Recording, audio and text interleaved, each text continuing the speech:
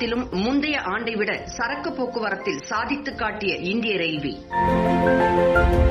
பிரதமர் நரேந்திர மோடியின் கடந்த 6 ஆண்டு கால ஆட்சியில் அனைத்து துறைகளின் நிர்வாகமும் எளிதாக்கப்பட்டுள்ளது. குறைந்தபட்ச நேரம் அதிக செயலாக்கம் என்கின்ற லட்சியத்தின் கீழ் அனைத்து பணிகளும் நவீன தகவல் மற்றும் பயிற்சி மூலம் ஒருங்கிணைக்கப்பட்டு நிர்வாகம் செம்மைப்படுத்தப்படுகிறது. இந்நிலையில் மோசமான கொரோனா காலத்திலும் குறிப்பிடும்படியான சாதனையாக ரூபாய் 9896.86 கோடியை சரக்கு போக்குவரத்தின் மூலம் இந்திய ரயில்வே ஈட்டியுள்ளது. கடந்த வருடத்தின் இதே காலகட்டத்தில் ஈட்டிய வருவாயான ரூபாய் 8716.29 காட்டிலும் இது ரூபாய் 1180.57 கோடி அதிகம் என்று ரயில்வே துறை கூறியுள்ளது.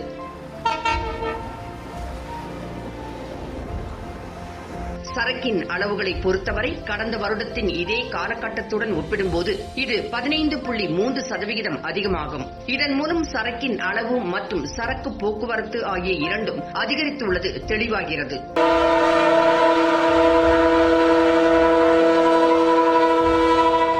மண்டல அளவில் வர்த்தக வளர்ச்சி பிரிவுகள், சரக்கு போக்குவரத்திற்கான பிரத்யேக ரயில்கள் மற்றும் விவசாயிகள் ரயில்கள் போன்ற பல்வேறு நடவடிக்கைகளின் மூலமும் முழுமையான கண்காணிப்பின் மூலமும் இப்போது வளர்ச்சி சாத்தியமாகியுள்ளது. ரயில்வே சரக்கு போக்குவரத்தை மேலும் மேம்படுத்துவதற்காக கவர்ச்சியான சலுகைகளும் தள்ளுபடிகளும் இந்திய ரயில்வேயால் வழங்கப்படுகின்றன. மோசமான கொரோனா சூழ்நிலையையும் வாய்ப்பாக பயன்படுத்தி அனைத்து விதங்களிலும் ரயில்வே தன்னை சூழ்நிலைக்கு ஏற்ப மேம்படுத்திக் கொண்டுள்ளது என்பது குறிப்பிடத்தக்கது.